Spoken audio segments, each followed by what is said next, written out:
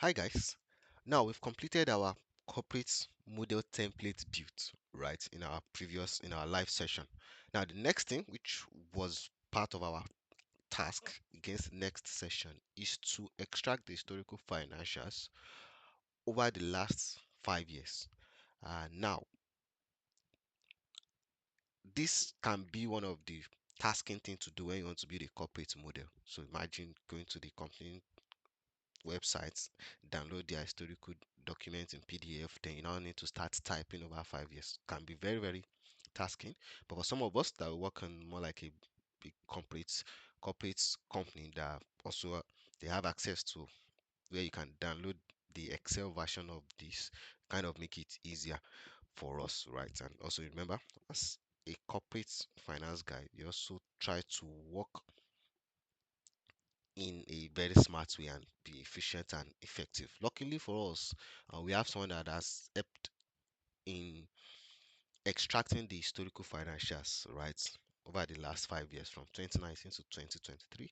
We have the historical income statement, we have the historical balance sheet, also we have the historical cash flow. Now, our own work now is to now extract this into our model.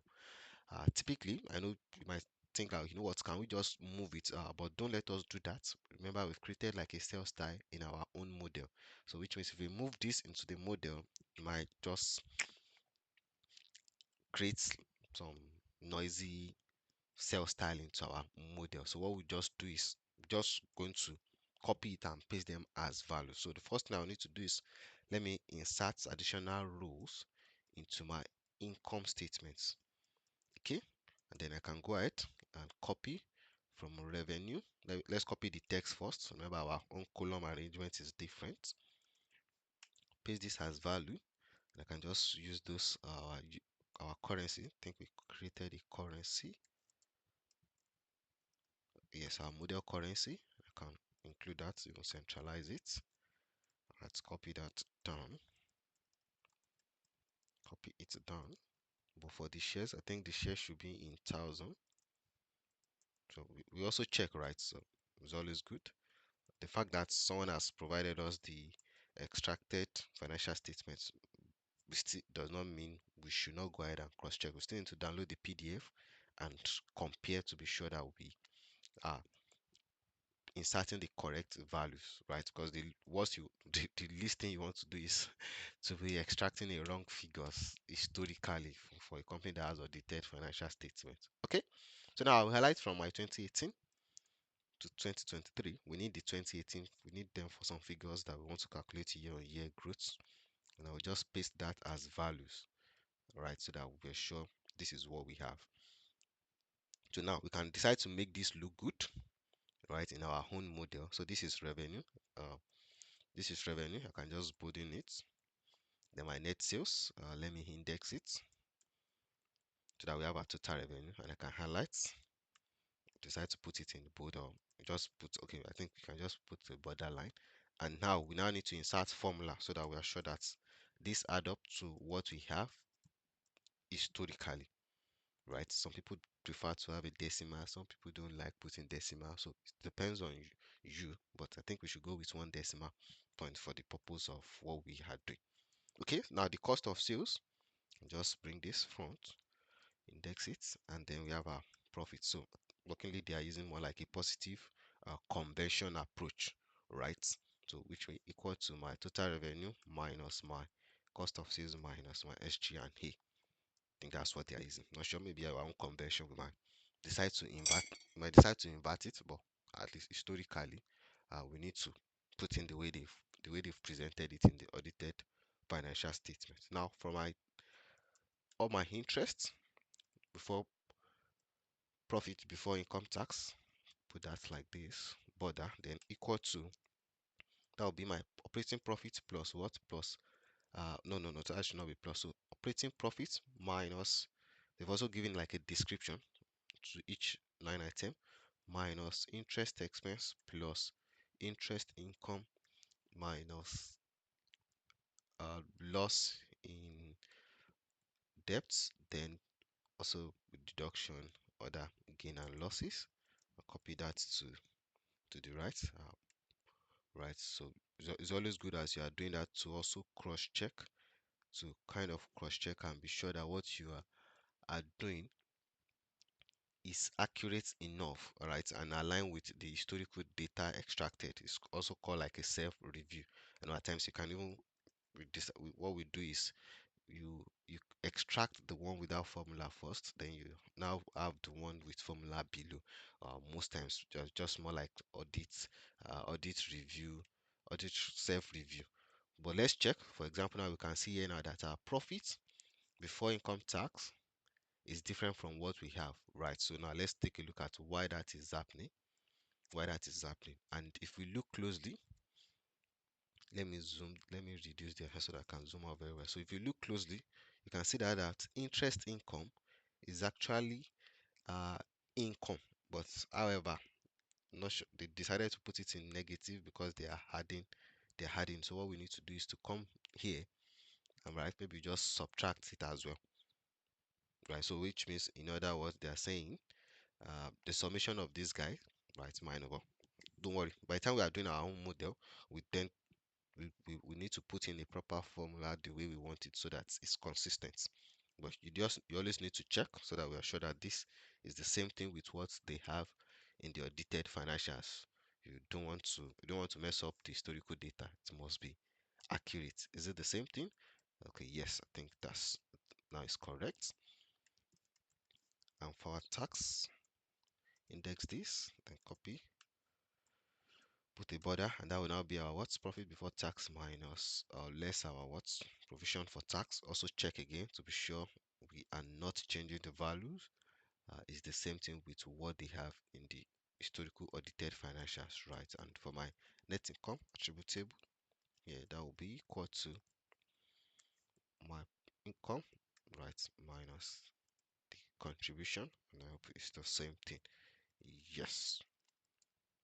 So it's always good. This should always be like your first check. Your first check. So let me sure. Is it the same thing? Okay, so now you can see now that it's not the same thing. So I think it should be addition. Yes. So it's always good like this. So always cross check before you even go ahead. Okay. So the next thing is let me extract my balance sheet. Let me extract my balance sheet. Just insert rows here. So I can copy my balance sheets line item. So I hope the rows I've created they are enough to take this. Okay, very good. Then I'll go ahead, copy the values, copy the values starting from 2018. So from the cash line item, remember to paste it as values. Okay, then you know what to do next. Then the next thing is let's copy the currency units. Let's copy the currency units here.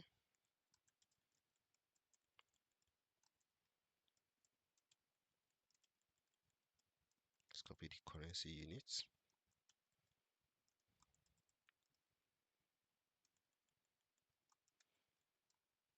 Currency units. And remember what we need to do next, which I will leave you to do that on your own. So go ahead, calculate your total revenue, put the proper formula there, right? Can index it.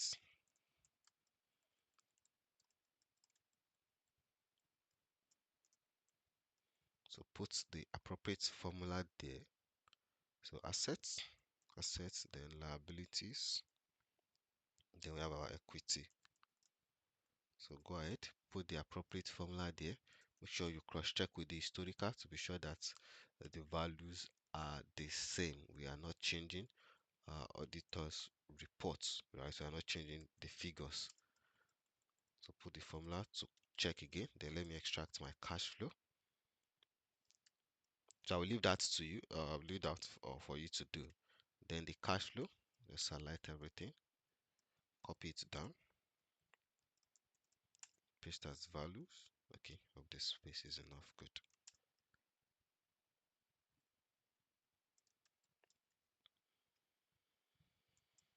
So with that, I can go ahead and copy my value for my cash flow,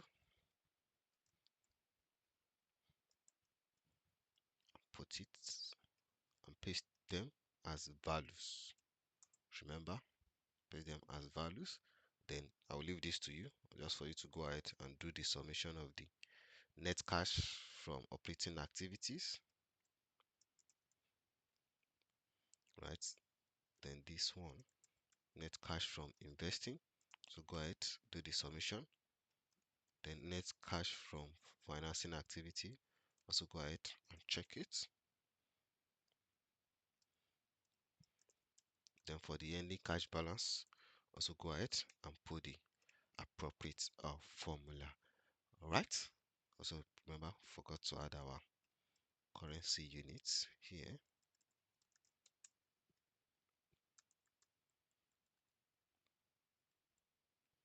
So just put the currency.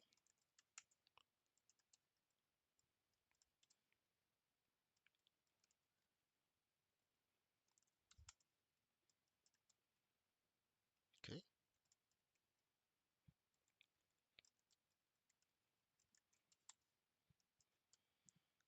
Right. So this is your activity against the next session, right? And thanks to the person that helped in extracting the historical financial. So please go ahead, complete this. Make sure you put the formula. If you send it without putting the appropriate formula, that might be rejected. So please take your time. Also, make sure you check with the historical and be sure that we have the same values. Right? Let me think. One row should be after each of the header. Okay. So header one, two, three. Right. And from there, we'll continue to the next action, next thing we need to do in our next session. Once again, thank you.